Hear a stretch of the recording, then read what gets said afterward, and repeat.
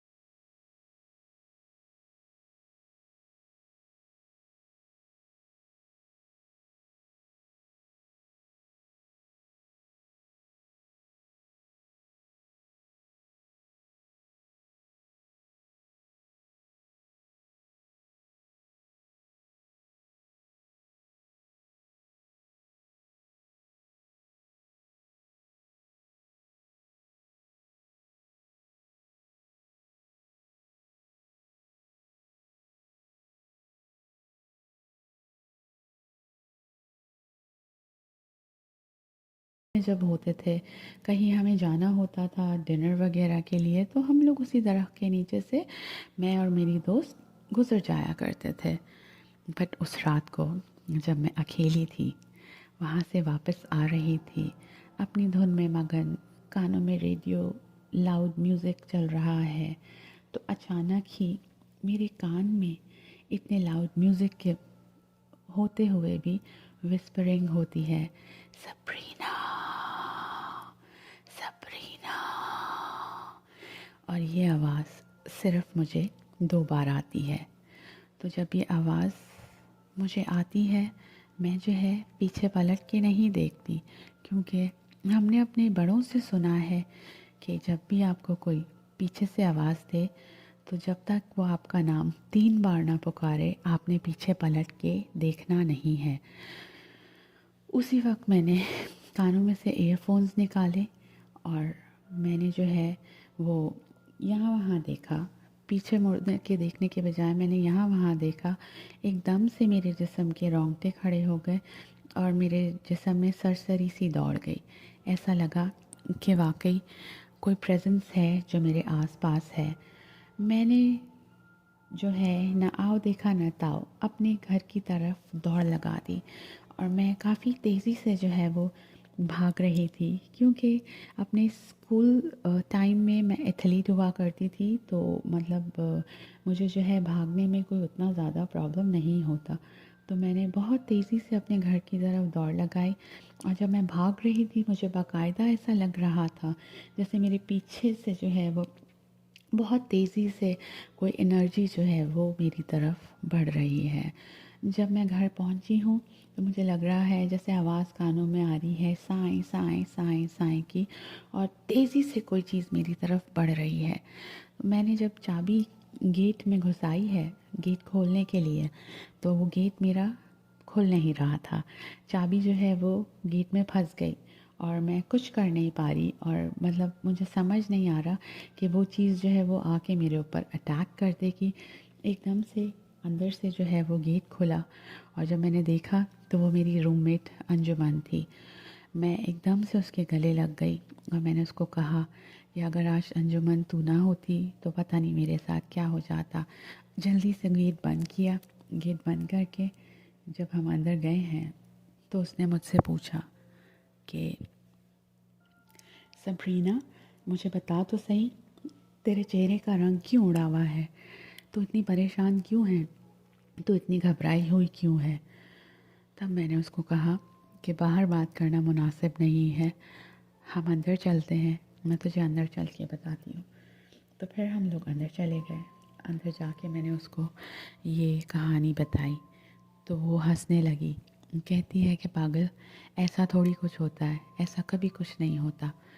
फिर उसके बाद हम लोग खैर बातें करते करते सो गए, क्योंकि हम दोनों ने सुबह ऑफिस जाना था। और एकदम से जो है वो हम लोगों की आंख लग गई। अगली रात को क्या हुआ, ये अंजुमन जो है वो कपड़े धो रही थी। मैं ऑफिस से काफ़ी लेट आई थी, 10 बजे। आके फ्रेशन अप होके मैं बहुत थकी हुई थी तो मैं बेड पे सो गई। वो कपड़े धो रही थी और वो कपड़े डालने के लिए हमें बाहर कॉरिडोर होता था, वहाँ पे हमारी क्लोथिंग लाइन लगी होती थी, तो वहाँ बाहर जाके हमें कपड़े डालने होते थे। तो ये जब कपड़े धो रही थी तो उसका आना जाना लगा हुआ था। मैं गहरी नींद में थी तो इसने कमरे की लाइट ऑफ कर दी ताकि मैं डिस्टर्ब ना हूँ। तो मैं जब सो रही थी तो मुझे ऐसा लगा कि कोई छोटी सी एक चीज़ है, मोटा सा उसका पेट है, और वो जो है वो मेरे बिल्कुल गर्दन के इस तरफ और यहाँ पे उसने टांगे फंसाई हुई हैं, और वो मुझे जो है वो मतलब कि चोक कर रहा है और मेरा गला जो है वो बंद हो गया है। मैं आवाज़ नहीं निकाल सक रही, मैं आवाज़ नहीं निकाल सक रही। फिर उसके बाद जब मैंने आंखें खोली तो मैंने देखा कि एक छोटा सा अजीब सा कोई वो है, कोई अजीब सी मखलूक है। उसकी आँखों से लाल रोशनी निकल रही है और वो जो है वो मुझे चोक कर रहा है।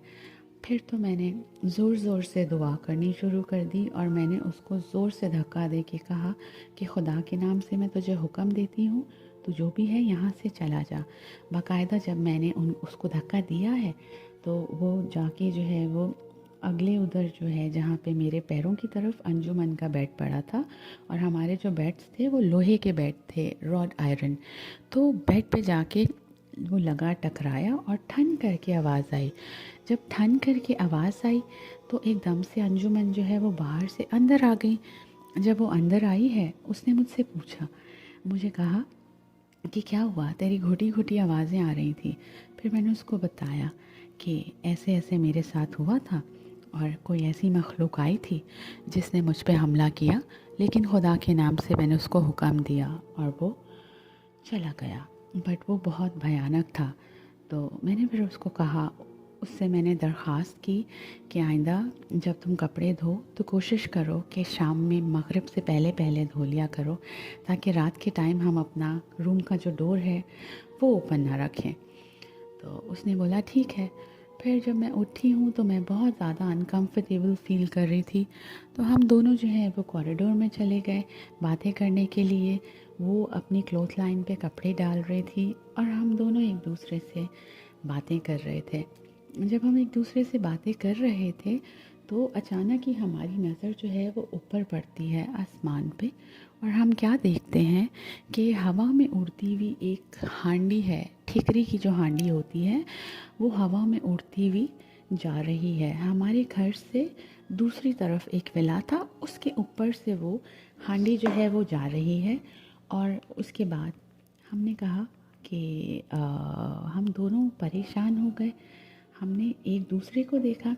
उसने मुझे कहा, उसने मुझसे पूछा कि तूने कुछ देखा? मैंने कहा हाँ मैंने देखा। तो उसने कहा तूने क्या देखा? मैंने कहा पहले तू बता कि तूने क्या देखा, फिर मैं तुझे बताती हूँ कि मैंने क्या देखा। तो उसने मुझे बताया, मैंने हवा में उड़ती हुई हांडी देखी है और उसके अंदर एक मोमबत्ती जल रही है। मैंने उसको कहा देखा तो मैंने भी वही है। तो हमने एक दूसरे की तरफ देखा। तो उसका ताल्लुक़ जो है वो वेस्ट बंगाल कोलकाता से है। तो अगले दिन उसने अपनी मम्मी को फ़ोन किया जो कि बॉम्बे में रहती हैं, कल्याण बॉम्बे में। उसने अपनी मम्मी को सारा माजरा बताया। जब उसने अपनी मम्मी को ये बात बताई तो उसकी मम्मी ने उसको बताया कि पुराने दौर में जो है लोग कहा करते थे कि ये हांडी, उड़ती हुई हांडी जो है वो जिसके भी घर के बाहर जाके या जिसके घर के अंदर जाके टूटती है उस घर में कोई बहुत बड़ा नुकसान होता है और इसके साथ साथ जो है कोई मौत भी होती है। तो जब हम दोनों ने ये सुना तो हम बहुत ज़्यादा जो है वो घबरा गए, क्योंकि हम दोनों ही वहाँ रहते थे। और वैसे भी वो जो इलाका था, मनखोल का इलाका, ओल्ड दुबई वो कहलाता है। और वो जो है काफ़ी पुराना इलाका है। और हम लोगों ने सुना हुआ है कि मनखूल का जो इलाका है उसके नीचे पूरा कब्रिस्तान है। इसी के साथ जिस विला में हम रहते थे उसके सामने आप समझ लें कि नॉट सामने नहीं, पीछे की तरफ एक बहुत खूबसूरत सा घर बन रहा था। वो बहुत बिल्कुल नए डिज़ाइन का घर था और उन्होंने जो है वो ओल्ड विला डिमोलिश करके उस पे जो है उनके मालिकान ने नया विला तामीर कराया था और वो बहुत खूबसूरत था। बिल्कुल ऐसे जैसे कि एक मैंशन होता है। पर उनके जो मालिकान थे वो विला में आके रहने के लिए तैयार नहीं थे। तो बाद में पता ये चला कि पिछले 8 सालों से वो कोशिश कर रहे हैं कंस्ट्रक्शन इसकी कंप्लीट हो और हम लोग आके रहें।